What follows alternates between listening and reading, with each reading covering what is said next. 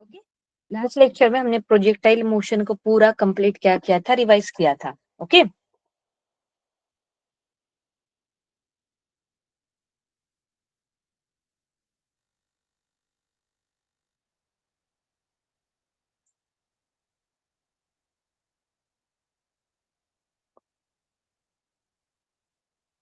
और फिर जाते जाते हम जब क्या क्या देखा था हमने, ग्राउंड टू ग्राउंड प्रोजेक्टाइल देखा था, जब ग्राउंड से ग्राउंड तक उसको फेंकते हैं।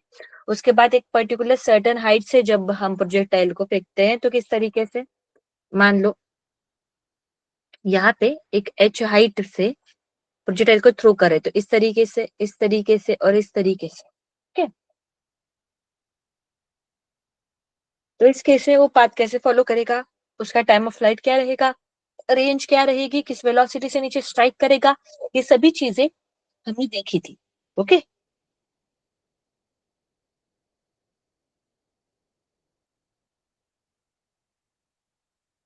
ठीक है, आगे बढ़ेंगे। अभी अगले इसको रिवाइज करेंगे, अगले 11th के चैप्टर को रिवाइज करना है अभी हमें।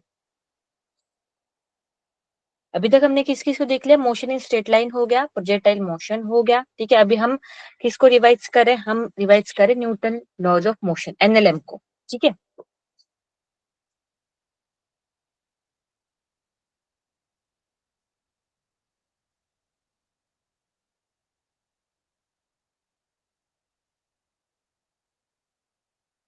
ठीक है, न्यूटन्स लॉज ऑफ मोशन। ठीक है, उसमें क्या क्या देखते हैं, इस चैप्टर में क्या क्या चीजें इंक्लूडेड है, मैं आपको याद दिला देती हूँ, आपको थोड़ा थोड़ा समझ में आ जाए कि हम क्या क्या रिवाइज करने वाले। न्यूटन के तीनों लॉ देखेंगे। ठीक है, उसके बाद हम स्ट्रिंग फोर्स के बारे में देखते हैं, नॉर्मल फोर्स के बारे में देखते हैं, नॉर्मल फोर्स मतलब कॉन्टैक्ट फोर्स कैलकुलेट करते हैं। उसके बाद स्ट्रिंग फोर्स कैलकुलेट करते हैं, स्ट्रिंग स्ट्रिंग के अंदर जो टेंशन है, tension in the string calculate करते हैं। उसके बाद हम स्प्रिंग के बारे में पढ़ते हैं। ओके, उसके बाद हम इक्विलिब्रियम कंडीशन के बारे में पढ़ते हैं। उसके बाद हम पढ़ते हैं सूडो फोर्स के बारे में पढ़ते हैं। देन हम कुछ कॉमन कंबाइंड क्वेश्चंस करेंगे। ठीक है, इस चैप्टर में ये चीजें जो है वो इंक्लूडेड है। उसके बाद जो फ्रिक्शन आता है वो अलग से टॉपिक है। ठीक है, उसको अलग से इसमें हम देखेंगे। क्लियर हो गया आप लोगों को? ठीक है, तो न्यूटन का जो पहला लॉ है वो इनर्शिया के ऊपर है, उसके ऊपर कुछ जेई में ज्यादा क्वेश्चन पूछे नहीं जाएंगे। ठीक है, law of inertia, law of inertia क्या होता है, कि ऑब्जेक्ट अपना स्टेट तभी चेंज करता है जब हम उसको एक्सटर्नल फोर्स लगाते हैं। ठीक है, तो उसको इतना डिटेल में देखने की जरूरत नहीं, आई होप सो आपको लॉ ऑफ इनर्शिया पता होगा। आगे बढ़ते हैं, दूसरा दूसरा देखना है हमें, दूसरा जो मैं बता रही हूँ कि जब हम किसी बॉडी को एक्सटर्नल फोर्स लगाते हैं तभी वो अपनी स्टेट चेंज करता है। स्टेट चेंज करना है मतलब अगर वो रेस्ट में तो मोशन में आता है, मोशन में तो कैसे आता है, रेस्ट पे आता है। ओके, तो यहाँ पे हम कितना फोर्स लगा रहे हैं उस फोर्स का मैथमेटिकल फॉर्मूला जो है हम इस न्यूटन के सेकेंड लॉ में बताएंगे। पहले तो फोर्स इक्वल टू क्या होता है, change in momentum with respect to time, that is delta P upon क्या हो जाएगा यहाँ पे, डेल्टा टी।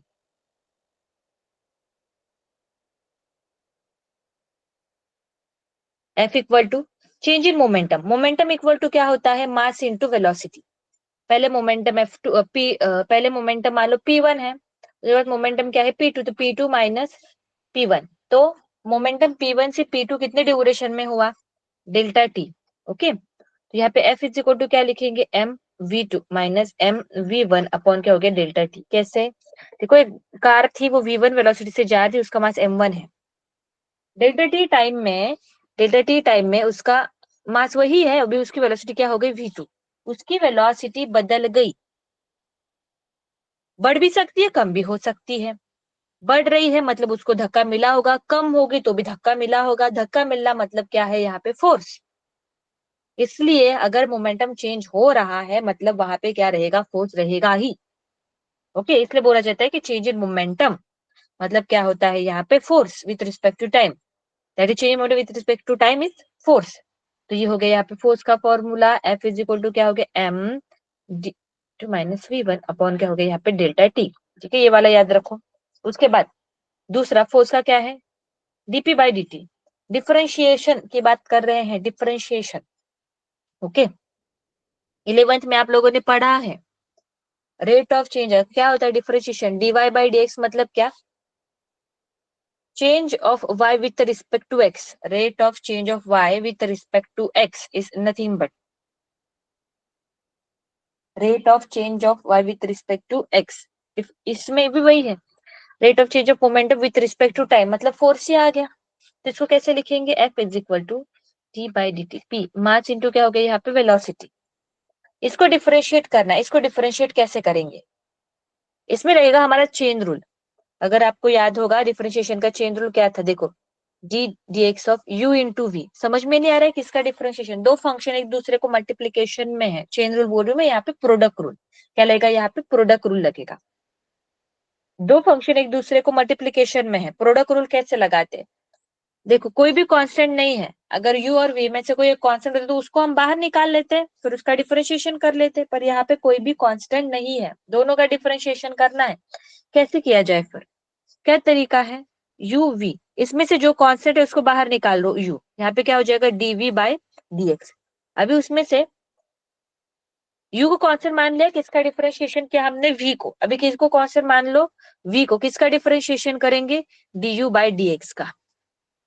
समझ में ही चीज है, अभी किसका डिफरेंशिएशन करेंगे, du बाई dx का।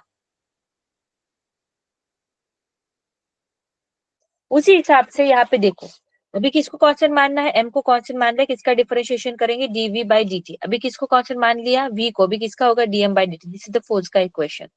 इसमें अभी केस देख लो, केस 1, अगर मास कांस्टेंट है, अगर मास कांस्टेंट है इसका मतलब dm बाई dt तो जीरो रहेगा ना, मास कांस्टेंट है, dm बाई dt क्या है, change in mass with respect to time. Mass constant है तो टाइम के अकॉर्डिंग तो मास बदलेगा ही नहीं ना, तो dm बाई dt क्या रहेगा यहाँ पे, जीरो।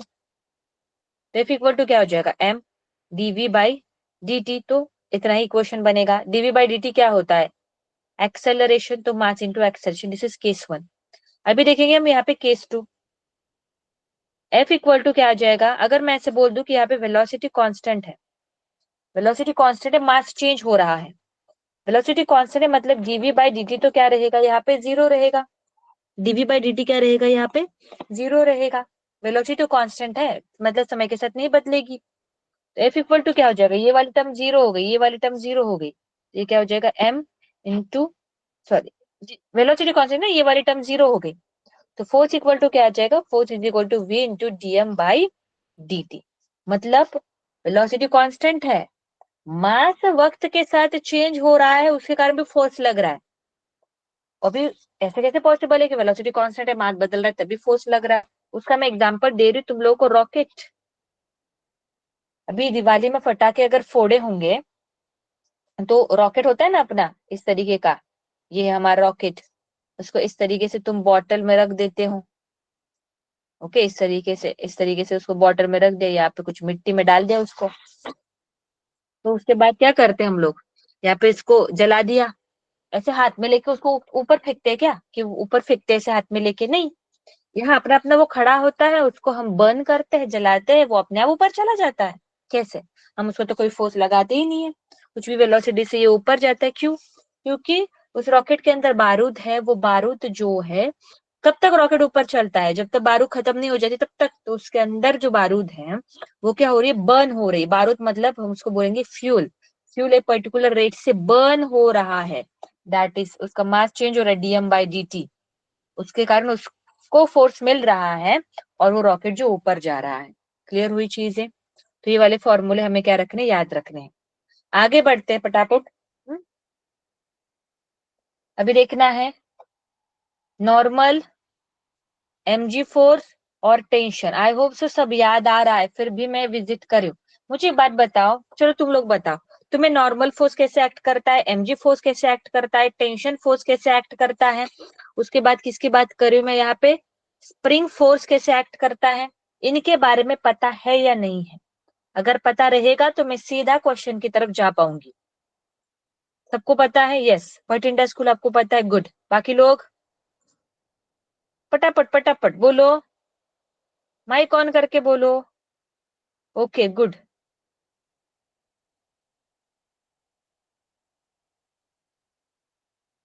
पता है? नहीं? चैट में लिखो फटाफट। ओके लुधियाना स्कूल नहीं। चले दो। नॉर्मल, mg, टेंशन, कुछ याद नहीं आ रहा है क्या? हाँ या ना? लुधियाना नहीं याद आ रहा है? बाकी लोग? Meritorious school? No ma'am. Okay okay. अपना कैमरा ऑन करो तो सभी लोग, कैमरा ऑन करो चलो। मोहाली गर्ल्स?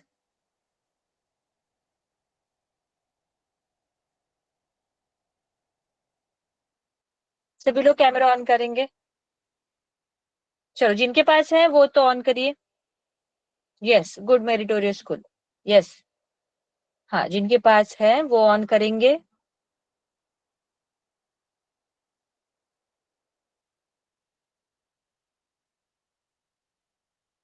ओके गुड, जिन सबके पास है ऑन होना चाहिए।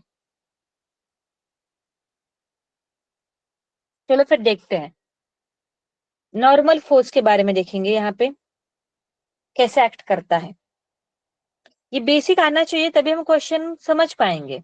देखो ये सरफेस है, सरफेस के ऊपर इस तरीके से मैंने ब्लॉक रख दिया m मास का। mg फोर्स क्या है? That is the force act on the body due to earth. Earth के कारण, अर्थ के ग्रेविटेशन के कारण बॉडी के ऊपर जो फोर्स लगेगा दैट इज mg फोर्स। मान लो ये बॉल है, उसका मास क्या है? m है, और ग्रेविटेशन एक्सेलरेशन मतलब g। तो ग्रेविटेशन एक्सेलरेशन मतलब क्या होता है? अर्थ जो है वो अपनी तरफ किसी भी ऑब्जेक्ट को खींचती है। ओके, कितने एक्सेलरेशन से? जी एक्सेलरेशन से। ठीक है, तो ये m है और ये हमारी मान लो ये अर्थ है। तो m के ऊपर इस डायरेक्शन में क्या लगेगा? एक्सेलरेशन लगेगा। इस डायरेक्शन में क्या लगेगा? एक्सेलरेशन लगेगा। Summation of force is equal to mass into acceleration. Mass कितना है? m, कितना एक्सेलरेशन लग रहा है? g, मतलब इस बॉडी के ऊपर फोर्स कितना लग रहा है? f। तो what is mg force? Is given, force given by earth to the object. हम भी खड़े हैं, हमारे ऊपर भी क्या लग रहा है? फोर्स लग रहा है, दैट इज mg फोर्स। बात करते हैं नॉर्मल फोर्स की। हाँ, mg फोर्स हमेशा डाउनवर्ड, नीचे की तरफ ही लगता है। हाँ? अगर मान लो इस तरीके से कोई सरफेस रहेगा, m फोर्स मैंने ड्रॉ कर लिया है, तो mg फोर्स ऐसे नीचे ही लगता है। अगर ये बाउल है, बाउल के अंदर इस m मास है, तो इसका mg फोर्स नीचे, इसका भी mg नीचे, इसका भी mg नीचे ही लगता है हमेशा। बात करें नॉर्मल फोर्स की।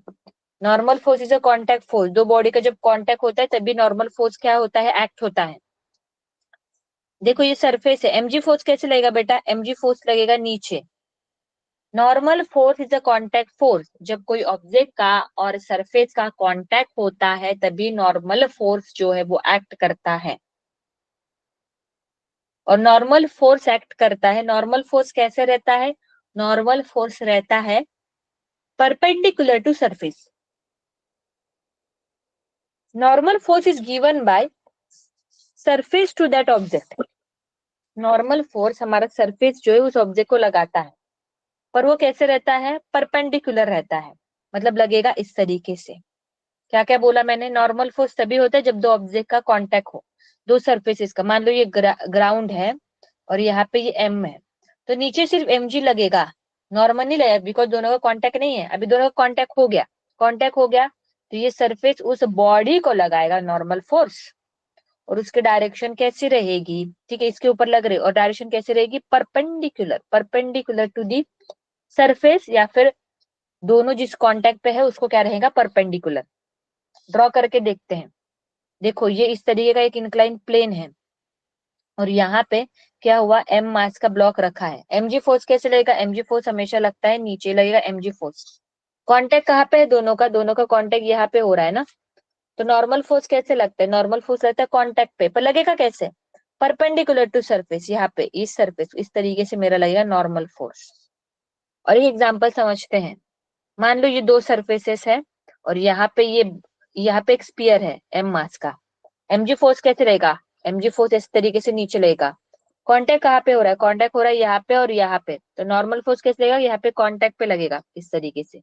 ये हो गया यहाँ पे नॉर्मल फोर्स, यहाँ पे क्या लगेगा, नॉर्मल फोर्स, दैट इज जिस कांटेक्ट को परपेंडिकुलर। इस केस में कैसे लगेगा नॉर्मल फोर्स, देखो यहाँ पे कांटेक्ट हो रहा है ना, तो नॉर्मल फोर्स देखो ऐसे परपेंडिकुलर सरफेस को यहाँ पे इस तरीके से, इसको कैसे लगेगा, इस तरीके से। नॉर्मल फोर्स समझ में आया कि नहीं आया आप लोगों को, चलो बाद में बताओ मुझे, पहले टेंशन समझ लेते हैं, उसके बाद नॉर्मल फोर्स और सब समझ में आके एक साथ बताओ। चलो टेंशन इन द स्ट्रिंग देख रहे हैं हम लोग, क्या देख रहे हैं, tension in the string. Tension in the string मतलब क्या है, कि अगर कोई एक स्ट्रिंग है मेरे पास, स्ट्रिंग मतलब डोरी की बात कर रही हूँ मैं, स्ट्रिंग मतलब एक फोर्स ऐसे ही पड़ी हुई है, उसमें कुछ खिंचाव है ही नहीं, उसमें कुछ तनाव है ही नहीं, वो स्ट्रिंग टाइट है ही नहीं, तो उसके अंदर टेंशन जीरो रहता है। टेंशन मतलब क्या है, यहाँ पे फोर्स की बात कर रहे हैं। टेंशन मतलब कौन है यहाँ पे, फोर्स, ठीक है।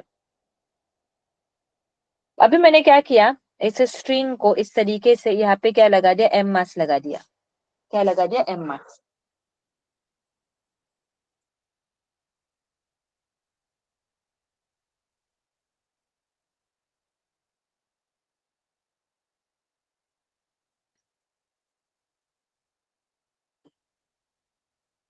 और इसको मैंने ऐसे खींच दिया, तो इसमें तनाव आ गया, टाइटनेस आ गया, उसी को क्या बोलेंगे, टेंशन।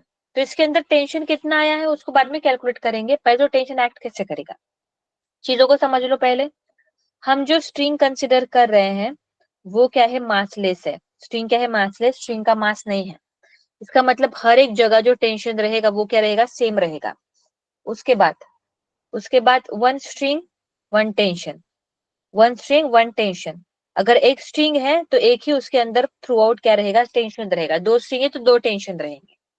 जैसे मान लो अगर ऐसे दिया है, यहाँ पे एम ब्लॉक, यहाँ पे एम ब्लॉक और यहाँ पे एम ब्लॉक, कितने स्ट्रिंग है, एक दो तीन, तो तीन टेंशन रहेंगे। यहाँ पे कितने हैं, एक, एक ही टेंशन रहेगा पूरे इसमें। अभी टेंशन एक्ट कैसे करता है, स्ट्रिंग हमेशा अपनी तरफ टेंशन लगाती है, या फिर कैसे याद रखोगे, जहां पे कांटेक्ट हो रहा है, कांटेक्ट कहाँ पे हो रहा है, यहाँ पे और यहाँ पे, स्ट्रिंग के एंड का जहां पे कांटेक्ट हो रहा है बॉडी के साथ, उस कांटेक्ट से अवे, उस कांटेक्ट से अवे जो है वो टेंशन लगता है। मतलब कैसे लगेगा, इस तरीके से, इस तरफ टेंशन, यहाँ पे कांटेक्ट हो रहा है उस कांटेक्ट से, उस कांटेक्ट को टेंशन अपनी तरफ खींचने की कोशिश करती, तो इस तरीके से टेंशन लगेगा। या फिर तुम ऐसे कंसिडर कर सकते हो, टेंशन जो है स्ट्रिंग अपनी तरफ लगाती है, तो इस केस में लगेगा ऐसे टेंशन लगेगा, इस केस में ऐसे टेंशन लगेगा, इस केस में ऐसे, इस में ऐसे, ऐसे, इस तरीके से टेंशन लगेगा।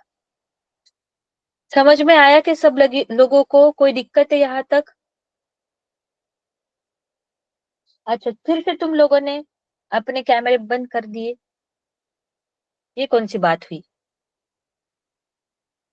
एवरीवन रिएक्ट करो, वहां पे बैठे बैठे बताओ भाई, समझ में आया ना, हाथ रेज करो, meritorious school,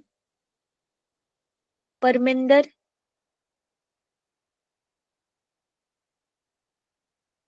okay, Bathinda school, okay, Gurdaspur school, ma'am. हाँ बोलो, मैम एक बार टेंशन वाला दोबारा समझा दीजिए। ओके। अब माइक ऑन करोगे, अपना कैमरा ऑन करोगे, ओके मैम।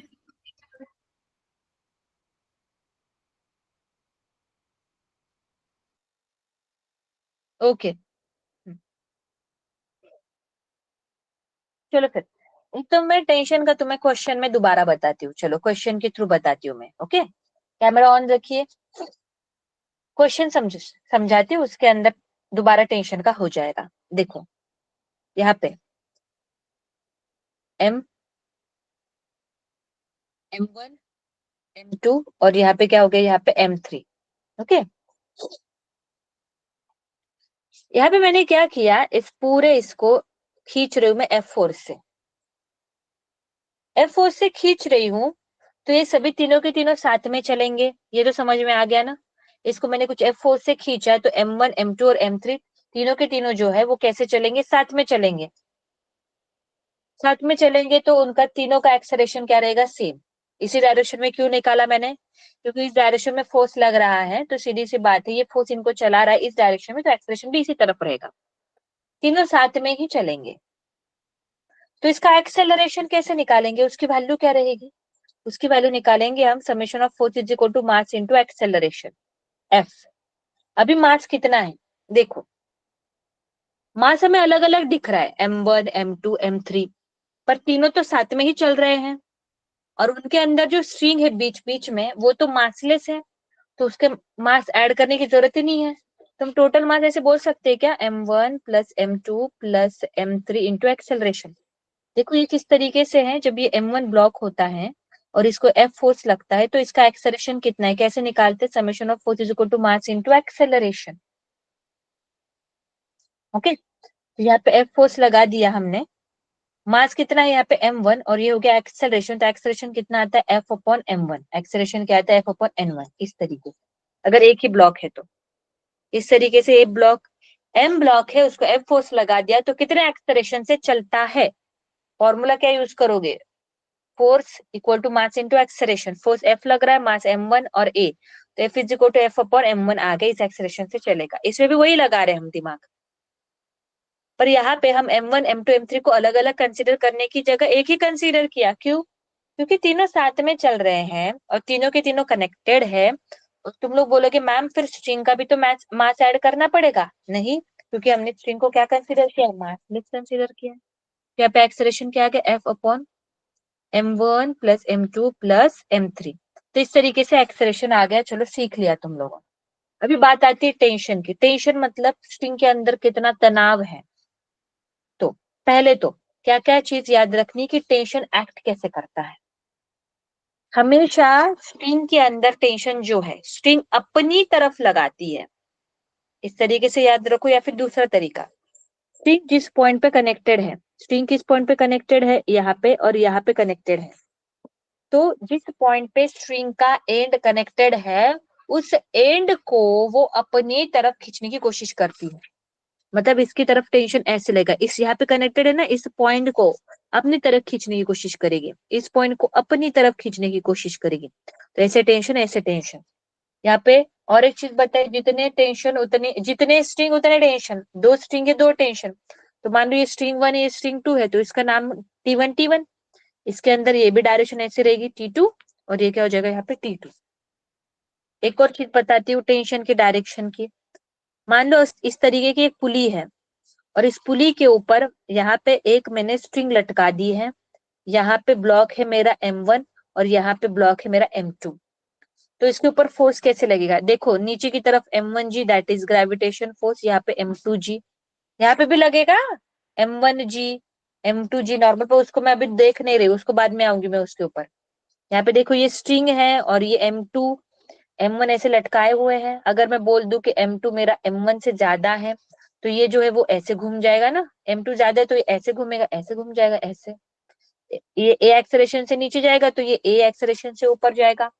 दोनों का एक्सेलरेशन क्यों सेम रहेगा, बिकॉज तीनों की तीनों कैसे है, कनेक्टेड है। समझ में ये चीज है, डायरेक्शन ऐसी क्यों बताई, because M2 is greater than क्या है यहाँ पे M1। देखो अभी स्ट्रिंग के ऊपर टेंशन कैसे लगेगा, स्ट्रिंग कहाँ पे कनेक्टेड है, स्ट्रिंग है यहाँ पे कनेक्टेड, तो यहाँ पे इस पॉइंट पे जो टेंशन रहेगा अब ऊपर रहेगा, ऊपर खींचेगा टेंशन T और T। उसके बाद एक और यहाँ पे देखो, अगर इस तरीके से एक इंक्लाइन प्लेन है, और यहाँ पे मैंने क्या कर दिया, ये इंक्लाइन प्लेन है और यहाँ पे इस तरीके से एक स्ट्रिंग से ये वाला जो m मास का ब्लॉक है वो इस तरीके से, ओके, यहाँ पे m ब्लॉक। फोर्सेस कैसे लगेंगे बताओ? नीचे के डायरेक्शन में क्या लगेगा बेटा, mg। उसके बाद नॉर्मल लगेगा, परपेंडिकुलर रहता है ना, तो ये लगेगा नॉर्मल। उसके बाद टेंशन कैसे लगेगा, टेंशन लगेगा इस तरीके से, ये लगेगा हमारा टेंशन, यहाँ पे कनेक्टेड है, यहाँ पे कनेक्टेड, ये लगेगा इस तरीके से टेंशन। समझ में आया क्या? क्लियर हुआ क्या? मेरिटोरियस स्कूल और बाकी के लोग? Yes, good, okay. किसी ने पूछा था आपको क्लियर हुआ क्या, बताओ?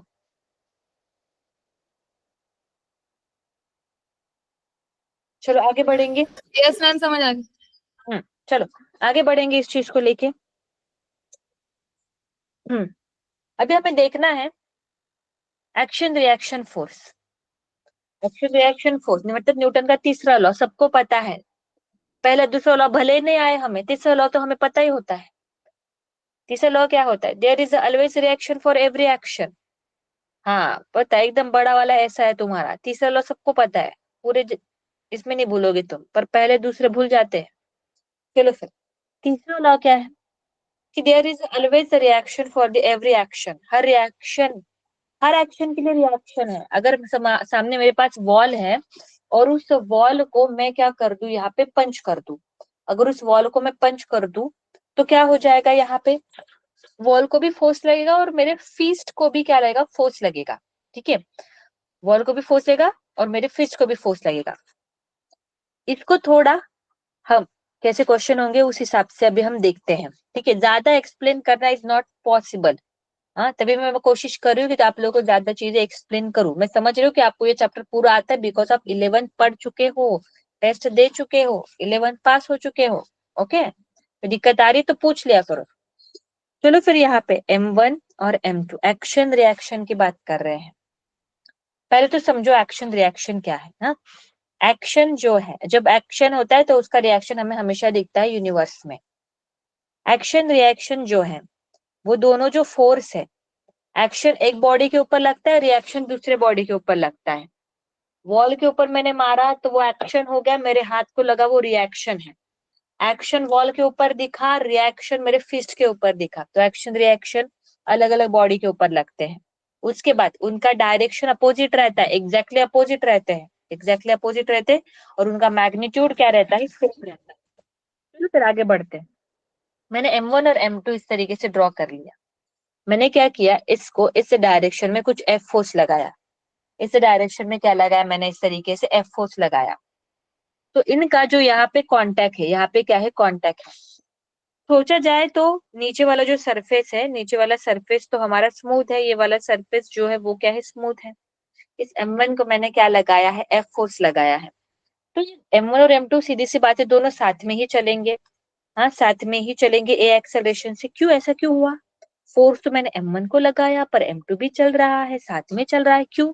बिकॉज यहाँ पे जो इनका कांटेक्ट हुआ है ना, इस कांटेक्ट पे, यहाँ पे जो उनका कांटेक्ट हुआ है, इस कांटेक्ट में, इस कांटेक्ट में क्या लग रहा है, फोर्स लग रहा है। क्या लग रहा है, यहाँ पे फोर्स लग रहा है। This is the contact force. इनके बीच में क्या लग रहा है, कांटेक्ट फोर्स। तो ये कांटेक्ट फोर्स कैसे लग रहा है, F लग रहा है M1, तो M1 M2 के ऊपर लगा रहा है। ठीक है, देखो ड्रॉ करते कैसे होगा। मैं दोनों को अलग अलग कर दे रही हूँ, ये M1 हो गया और ये क्या हो गया यहाँ पे M2, या फिर इसी पे समझ सकते हैं। ये F M1 के ऊपर लग रहा है, M1 M2 के ऊपर लगाएगा तो उसको क्या बोलेंगे, F21, that is the force on two due to 1।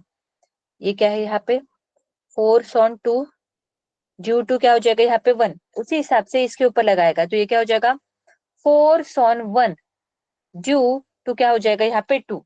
Okay, this is the force on 1 due to क्या हो जाएगा 2। क्यों, ये 2 भी 1 के ऊपर क्यों लगाएगा, बिकॉज ये एक्शन है ना, बिकॉज ये क्या है, यहाँ पे एक्शन है, ये एक्शन है तो उसका रिएक्शन तो दिखेगा ही यहाँ पे।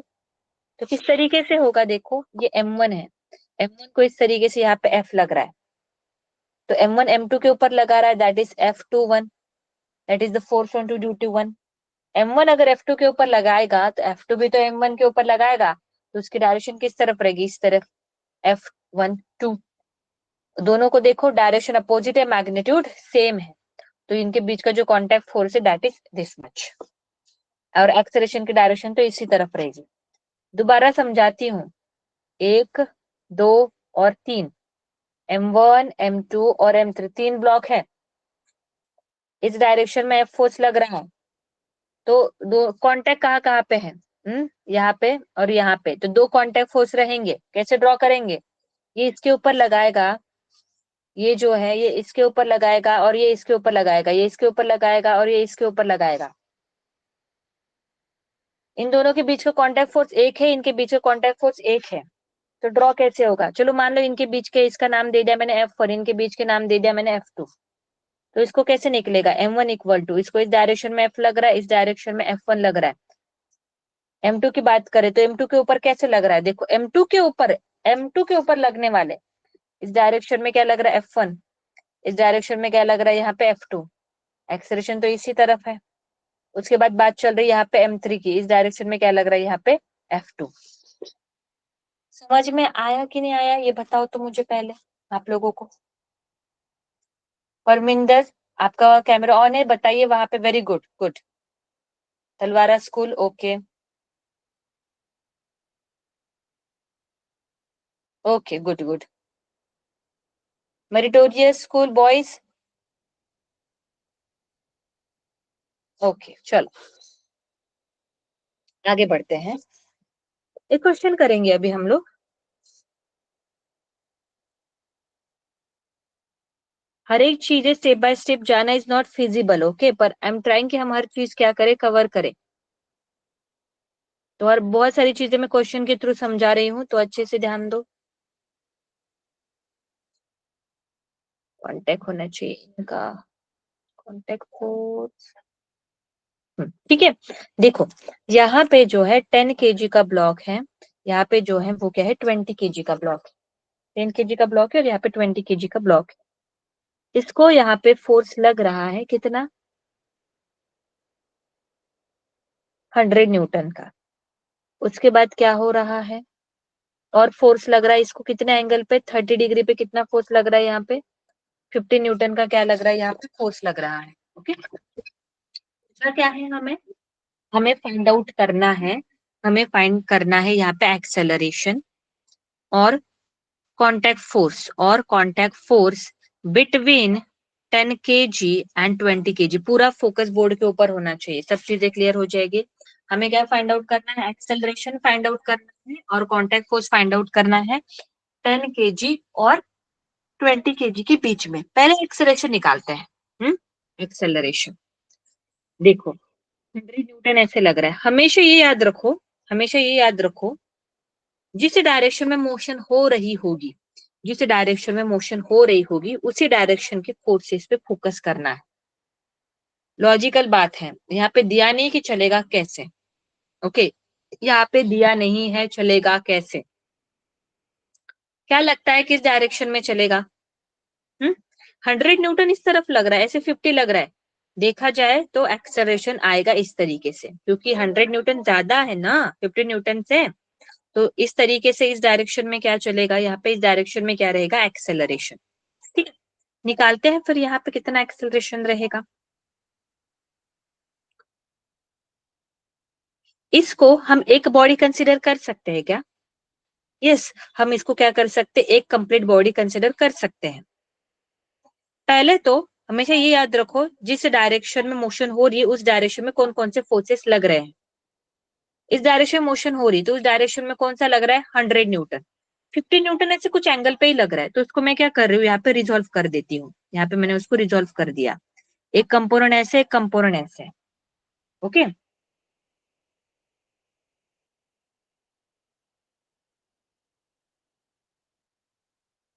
एक कंपोनेंट ऐसे लग रहा है, एक कंपोनेंट ऐसे लग रहा है, ठीक है। एक कंपोनेंट ऐसे लग रहा है, ठीक है, ओके। और दूसरा कंपोनेंट इस तरीके से लग रहा है नीचे की डायरेक्शन में। हमें कौन से फोर्सेस देखने हैं, जिस फोर्स, जो फोर्सेस मोशन की डायरेक्शन में लग रहे हैं, ma'am yes. screen not visible ma'am, screen is not visible ma'am। Okay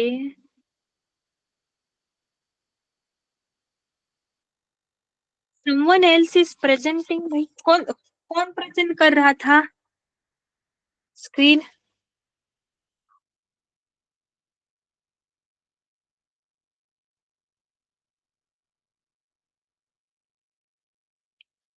चलो देखो, रिजॉल्व कर लेते हैं। ये 30 है,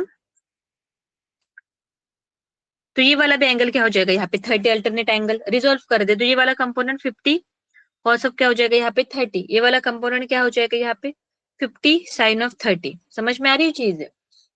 मतलब मोशन इस डायरेक्शन में, तो उस डायरेक्शन में कौन सा फोर्स एक्ट कर रहा है? ये वाला फोर्स एक्ट कर रहा है। ये वाला जो फोर्स है जो मैंने अभी हाईलाइट किया, वो मोशन को चला, उस ब्लॉक को चलाने की कोशिश करेगा। और ये 50 कॉस ऑफ 30 जो है वो क्या कर रहा है, 20 kg को क्या कर रहा है, दबाने की कोशिश कर रहा है नीचे की तरफ। ओके, अभी हम निकालेंगे acceleration. Summation of force is equal to mass into acceleration. चलो निकालते हैं। पहले कौन कौन से फोर्सेस लग रहे हैं? 100 न्यूटन, क्यों राइट की तरफ है इसलिए पॉजिटिव, माइनस क्या लिखेंगे 50 साइन ऑफ 30 डिग्री, क्यों बिकॉज लेफ्ट की तरफ, equal to mass into acceleration. समझ में ही चीजें? क्यों मैंने 50 साइन ऑफ 30 क्यों लिया, 50 क्यों नहीं लिया? हम फोर्सेस को ऐड कर रहे हैं, वेक्टर क्वांटिटी है। ऐसे डायरेक्टली ऐसे ऐसे वेक्टर को ऐड नहीं होता है, जब वो सेम लाइन के अलोंग होता है उसी को ऐड करते हैं। या फिर तुम ऐसे भी समझ सकते हो, जिस डायरेक्शन में मोशन हो रही है उसी डायरेक्शन के फोर्सेस को देखो। इस डायरेक्शन में मोशन हो रही है तो किसके कारण हो रही है, 50 साइन ऑफ 30, और इसके कारण हो रही तो उसी को लिखेंगे हम लोग। इसको थोड़ी लिखेंगे 50 कॉस ऑफ 30 को, क्योंकि वो तो उसको इस डायरेक्शन में चलाने में कुछ काम ही नहीं कर रहा। तो यहाँ पे क्या हो जाएगा 100 माइनस ये क्या हो जाएगा यहाँ पे 50 साइन ऑफ 30 1/2, ये क्या हो जाएगा मास कितना आ जाएगा यहाँ पे 30, टोटल कितना है 30 है ना 20, और ये क्या हो गया यहाँ पे एक्सेलरेशन साइन 30 क्या होता है 1/2, ये क्या हो गया यहाँ पे 100 माइनस ये हो गया 25 इक्वल टू 30 a, ये क्या हो जाएगा यहाँ पे 75 30 इंटू a, तो एक्सेलरेशन कितना आ गया यहाँ पे 75 डिवाइडेड बाई 30। इसको सॉल्व कर लेना आप लोग। एक्सेलरेशन समझ में आया कि नहीं आया आप लोगों को, कैसे निकाला हमने, क्या क्या चीजें बताई मैंने? पहले तो forces, forces acting in the direction of motion, forces acting in the direction of motion, जिस डायरेक्शन में मोशन हो रही है उसी डायरेक्शन के फोर्सेस को हमें लेना है।